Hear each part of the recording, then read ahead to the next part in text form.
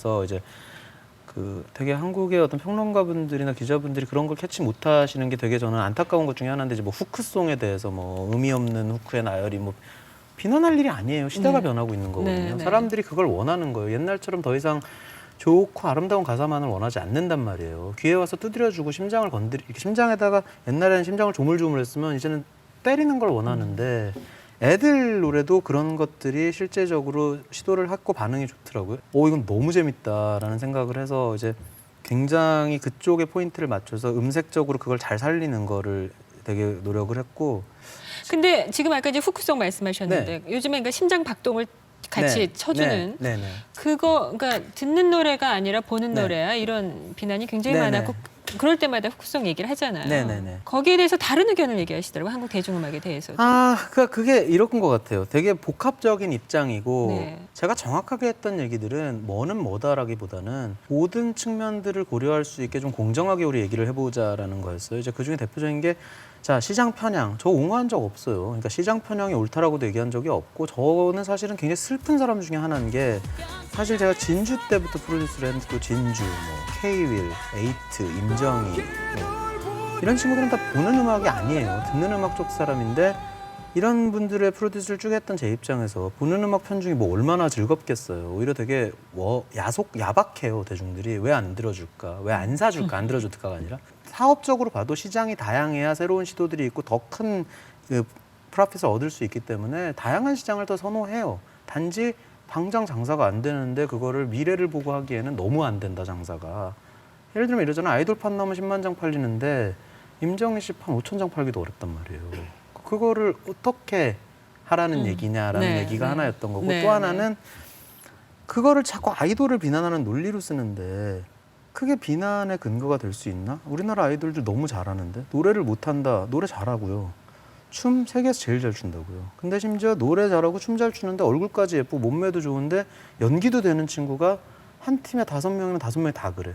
이런 건 사실은 어떤 면에서 거의 서커스에 가까운 거거든요. 어떻게 이런 일이 대한민국에 일어났지 싶은 건데 그 부분에 대한 평가가 전혀 없이 노래를 못하는 게 아니라 모든 게 훈련되어 있는 사람들이라는 얘기죠. 그 부분들에 대해서 평가 없이 그리고 그 사람들이 한국 가요 시장에 끼치고 있는 긍정적인 이펙트 그러니까 당장 시장을 활성화시키고 그다음에 한류라는 걸로 결국 대표되는 어떤 외부에서의 프로피트를 갖고 오는 이런 부분들에 대한 평가가 없이 되게 몰이해적으로 그냥 비난을 하는 거잖아요. 아이돌이 미워, 아이돌이 시장 편향을 만들고 있어요. 이런 사실 그렇게 막 명분을 갖고 싸울 일은 아니에요. 뭐 가수라는 직업 무슨 백과사전에다가 정의해놨습니까? 5명이면 5명 다 노래할 줄 알아야 된다. 알겠어요. 그런 시각은 충분히 그러니까 한국 대중음악 얘기하면 아이돌에 대한 비판이 주류였거든요. 근데 이제 새로운 시각엔 의미 있다고 보고요. 지금도 마찬가지고요. 저는 아마 제가 음악이 상업적이었으면 하는 가장 큰 바람도 빌보드 영향이 되게 큰 것 같은데 어느 날 위아더 월드라는 마이클 잭슨이 주도했던 아프리카 어린이들을 돕기 위한 프로젝트가 있었는데 그 얘기를 친구들이 되게 많이 하더라고요. 근데 그 나이 때가 되게 감성이 예민해서 그런 거에 못 끼면 되게 좀 소외됐다고 느끼잖아요. 그래서 음악을 안 듣던 걸 처음 들은 거예요. 근데 이제 그 위아더 월드에 참여한 사람이 되게 유명한 사람이라더라. 그래서 그 사람들의 노래를 하나씩 찾아 듣게 되고 하다 보니 빌보드에 제가 빠지게 된 거고 그때 기타도 배우면서 여러 가지가 딱 물리면서 음악을 너무너무 좋아하게 됐어요. 그래서 저는 빌보드 키드라는 얘기를 많이 하는데 그때는 막 1위에서 100위까지를 다 외우고 누구의 프로듀서가 누구고 그 사람은 어떤 사람 막 이런 개보도도 외우고 이랬었거든요. 근데 이제 그 성향이 생긴 뒤로 버릴 수가 없게 계속 가더라고요. 그래서 대중음악에 입문한 뒤로도 저의 어떤 척도는 항상 빌보드에 가 있고. 아니 근데 내 음악 이렇게 나오면 정말 내 새끼들 이런 생각 아니세요? 이게 좀 예상 밖의 대답일 수 있는데 저는 사실 그런 감정이 이렇게 많은 편은 아니에요. 그래요? 발표되고 나면 좀 많이 객관화되는 편이에요. 제가 음악을 발표되기까지는 내 거다. 그때는 엄청나게 애착이 있고요. 발표되고 나면 그냥 뭐 나왔구나 약간. 그래요? 그렇게 내 새끼 이런 생각 잘은 안 들더라고요. 저 같은 경우는. 그러면은 쟤는 몇 위 했었어. 쟤는 저 곡으로 얼마 받았어. 이렇게 되세요 혹시? 그런 생각은 좀 하는 것 같아요. 음악가라기보다는 비즈니스. 아니요. 비즈니스적으로 접근하는 건 아니고요. 뭐 그렇다기보다는 이제 그 음악을 접했을 때의 첫 인상이 맞아. 저 노래가 내 거였구나. 아, 좋아. 사람들이 얼마나 행복했어. 이런 거보다는 이제 그때 저 노래로 어떤 여파를 미쳤는데 저 가수가 그 다음은 뭘 해야 되지? 이런 쪽 비즈니스맨인가요? 왜? 그렇죠. 네, 그런 쪽 생각이 더 많은 것 같아요. 음악가들은 저거 나오고서 내가 어땠고 이렇게 하는데 저거 만드느라고 죽었었고 이런 얘기 잘 안 하시더라고요. 되는 것 같아요. 정말 과장이 아니라 이런 적이 있어요. 그러니까 음악이 나오는데 제가 이제 동생한테 와, 얘는 누군지 모르는데 나랑 너무 비슷하게 음악을 만든다. 이 작사를 전개하는 방식까지 나랑 똑같고 막 이렇게 얘기를 했더니 본인 거예요? 이거 형 거예요. 이런 적이 있어요, 실제로. 그래서 방시혁 씨를 작곡가로 좋아했던 사람 이 얘기 들으면 느낌이 어떨까 궁금해요. 그런 배신이 좀 많아요. 제 배신이에요. 캐릭터가 네. 작사도 이제 많은 분들이 저 사람은 어떤 경험에 근거해서 저런 작사를 할까? 왜 내 가슴을 이렇게 울릴까? 이런 얘기 많이 하시는데 사실 저는 제 경험에 근거해서 가사를 쓴 경우는 거의 없거든요. 아주 어릴 때 말고는. 그래서 이제 그런 부분들에 대해서 약간 미안하게 느낄 때가 있어요. 많은 분들이 제 눈을 그럼 반짝반짝거리면서 얘기를 할 때 어떤 연애를 하셨어요? 연애 못 해본 지 진짜 오래됐는데 뭐 이런 얘기를 할 때. 그래요? 네. 언제가 마지막이셨어요? 6년 좀 넘은 것 같아요. 별 오래되지도 않았네요. 6년 전이요? 6년 사이에 제가 쓴 곡의 개수를 따지면 완전 거짓말인 거죠, 이거. 아, 그렇구나. 6년 전 이후에는 한 번도 연애를 안 하셨어요? 우리가 아는 죽어도 못 보내. 뭐 그런 총 맞은 가사를 것처럼. 저는 남의 얘기를 많이 들어요.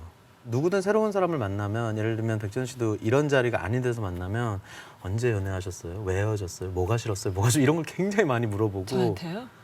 아, 예. 물어보실 거예요? 네. 네, 안 되나요? 물어보세요. 네, 네. 제가 나중에 알고 많은 싶어요. 자료를 드릴게요. 네. 예. 그래서 그러다 보면 가끔 이제 대부분의 분들은 되게 일반적인 얘기를 하세요. 재미없는 얘기들. 그러니까 재미있는 얘기 해드릴게요. 네, 예. 그런 거에 필요한 거죠. 이제 그런 얘기를 하면 확 몰입될 때가 있어요. 오, 이거 무슨 감정이지 이러면서 이제 그러면 이제 저도 막 빠져 들어가면서 그 사람처럼 돼요. 그래서 사실 어저께 이 누구한테 들었는지 벌써 잊어버렸는데 어젯밤에 쓰고 오늘 아까 대기실에서 완성한 노래 중에 아, 그새 또 한 곡 쓰셨어요? 쓰기는 어제 썼는데 네. 이제 좀 정리를 하는 와중에 저는 이제 곡을 머리로 보통 머릿속에 쓰거든요. 악기 없이. 근데 이제 굉장한 고통의 시간이 있군요. 개인적으로는 창작이 아주 고통스러운 건 사실이고 뭐 제가 농담 아니고 진짜 피를 짜내는 느낌이다라는 얘기를 하는데도 옛날에 비하면 많이 즐기게 된 것 같아요. 그 계속 뭐 빙의하려고 노력하고 이런 순간들에 대해서 옛날에 비하면 많이 여유가 생긴 것 같아요. 그래도 만화는 저의 삶이에요. 그러니까 자기 전에 무조건 보고요. 장치적으로 어쩔 수 없는 운명들이 들어올 수 있잖아요. 예를 들면 전생에 용이었던 나의 뭐 그 남자친구라서 이 남자친구는 내가 못생겼지만 나를 운명적으로 좋아할 수밖에 없다든지 그런 어떤 장치적으로 잘 설정할 수 있잖아요. 판타지나 요괴물이 되면. 제가 그래서 그런 걸 되게 좋아하면서 막 보고 울고 불고. 요즘도요? 아, 그거 어쩔 수가 없어요.